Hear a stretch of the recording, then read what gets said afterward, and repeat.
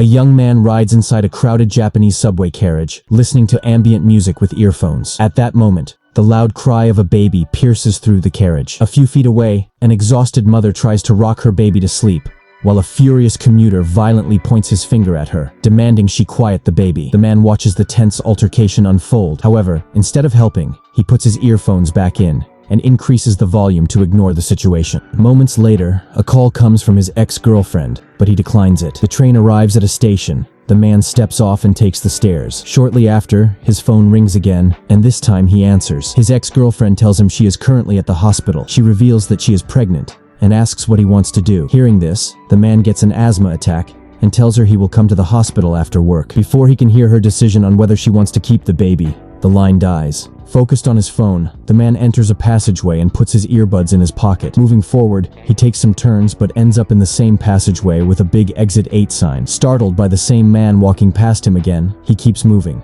takes some turns, but once again arrives in the same passageway with a big Exit 8 sign. He keeps walking, but this time the sign behind him has changed, though the man doesn't notice. After taking the turns, he again comes to the same passageway. He moves forward, but this time the walking man suddenly stops and looks back at him with a wide, eerie smile. Frightened, the man starts running. After losing the walking man, he notices the Exit 0 signboard and finds himself in the same place after crossing it. Frustrated, he moves forward, but after seeing the same man coming, he runs back and sees the same Exit 0 sign. This time he looks closely. He checks the sign and the man, but doesn't find anything unusual. Trying to escape, he presses the emergency button and checks the 3 doors, but they are locked. Giving up, he suddenly notices the poster in front of him is getting wet with blood, and instantly, blood starts dripping onto his head from the ceiling above the big Exit 8 sign. Frightened by the blood, the man runs back and stops when he sees the walking man, who is now continuously looking at his phone. He then notices the sign has changed from Exit 0 to Exit 1. He sees some instructions beside the sign that say not to overlook any abnormality. If he finds any anomaly, he must immediately turn back. Otherwise, he should keep moving forward, and he can escape through Exit 8. After reading, the confused man tries to ask the walking man about it, but doesn't get any response. Trying to find an abnormality, the man keeps moving, not noticing that the lights on the ceiling have changed their position. He checks the sign, and it has again reset to 0. This time, the man takes pictures of everything: the walking man, the doors, the posters, to help find an anomaly. After he reaches the signboard, it has changed to Exit 1. Satisfied, the man moves forward, but when he opens his phone to match the pictures, he sees that all of them are corrupted. The man then tries to find an abnormality from memory, but suddenly the footsteps of the walking man stop. He turns back and finds the man standing right behind him, looking at him with a creepy smile. Realizing he has found the anomaly, he turns back toward the Exit 1 sign,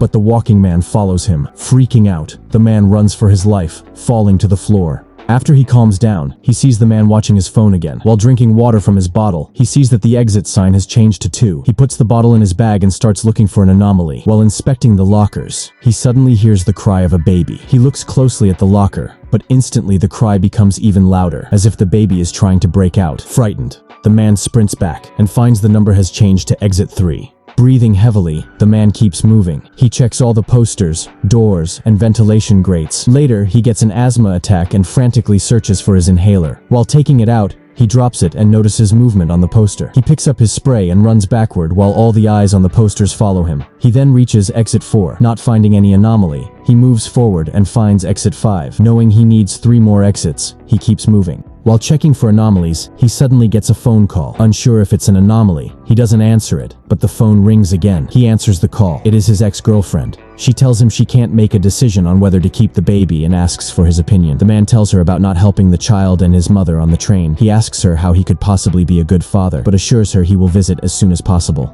not noticing that the person on the call is right behind him. After seeing the sign reset to 0, the man realizes the call was an anomaly and frustratedly moves forward. This time, the hallway turns yellow. The man frustratedly throws his bag, vomits on the floor, and suffers a severe asthma attack. The man searches for his spray, and not finding it, screams on the floor. Moments later, exhausted, the man leaves his bag behind and starts walking toward the sign. In the next loop, he sees a boy. Thinking this is abnormal, he turns back, but the sign has changed from 1 to 0. Confused, he checks the instructions. Not finding any new information, he looks back at the boy and asks if he came with anyone. The boy takes him to the passageway and shows him that he came with the walking man. The man tells the kid that the walking man is no longer human. Moments earlier, the walking man was human too. He and the boy had been at exit 4 and reached exit 5. Advancing to exit 5, suddenly the walking girl speaks to the man, asking if she can join them to escape. Moments later, the girl asks what this place is, if they are dead, and if this place is hell. The man falls deep in thought, but the girl tells him she is only joking. When the man tries to move to the next area, the girl stops him and tells him that riding the same crowded train every day is the real hell. While speaking, the girl suddenly stops and starts shouting the same line repeatedly. Realizing this is an anomaly, the man grabs the boy, runs, and reaches exit 6. They move through the next 2 exits. While checking, the boy notices that the door handle has changed its position, but the man, thinking the boy is just scared, forces the boy to come with him without noticing the anomaly. After they reach the exit sign, it again resets to 0. Frustrated for not noticing, the man kicks the sign and tears off the information plate. He falls to the floor screaming, saying he is in a hurry to see his son. After a bit, he calms down, apologizes to the boy for scaring him, and starts moving into the next loop. This time, he sees an exit at the end of the passageway and rushes to escape with the kid. The kid desperately tries to stop him, but the man runs to the exit, leaving the kid behind. The boy comes back to the exit sign, which has changed to exit 1. The boy moves to the next loop alone. Seeing the man walking, he tries to stop him, but the man drags the boy with him, stopping at the end of the hallway. The kid tries to get a response, but suddenly a loud scream scares him, and he runs in the opposite direction, only to find that the screams are coming from a person. He follows the man, and the flashback ends. Back in the present, after confirming that the walking man isn't human, they search for anomalies. The boy notices that the back of the big exit 8 sign has changed its text to turn back. The man, without noticing, moves to the next loop as the boy follows him. The sign again says exit 0. They move to the next loop. While checking, the man notices an anomaly on a poster and tells the boy, but the boy moves forward anyway. Following the boy, the man comes to exit 1 and realizes the boy knows what's he doing. In the next loop, the man doesn't find any anomalies, but the boy again notices the door handle has changed its position,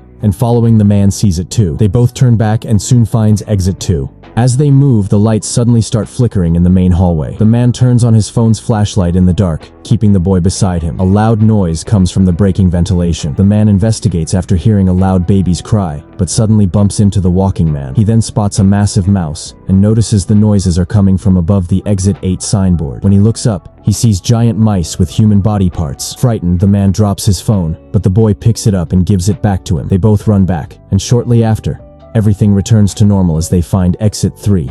In the next loop, they see a cat, and shortly after, a woman. The boy says it's his mom and runs toward her, but the man stops him, telling him it's not his mom. The boy faints as the man carries him back to the exit 4 sign. After waking up, the boy tells him he deliberately got lost to get his mother's attention, and that he has never met his father. The man tells he neither met his father and that they will find his mother. After calming down, they move toward exit 5. The boy points out that the number 8 on the exit sign is upside down. Turning back, they find the exit 5 sign. In the next loop, while checking around, the middle door suddenly opens up. The man looks inside and sees himself on the train, back when he didn't help the mother and her child. Filled with regret, the man closes the door. Before moving to the next exit, the man asks the boy what he wants to do when he gets out, adding that he isn't sure himself. The boy tells him he wants a cheese pizza and hands him a seashell to protect him. After thanking him, the man moves toward exit 7 with the boy. This time, while checking, a sudden alarm noise comes from the end of the hallway. The man pulls the boy close, and shortly after, a massive surge of water comes rushing down. The man tries to run while holding the boy, but the boy falls, and in an instant, they both get swept away by the flood. The man has a dream about his girlfriend and the boy. He asks his girlfriend if they are on the right path. She replies that no one knows the right path in life, but she knows he will protect their kid. The kid comes back from playing and hands his father a shell to protect him. Crying,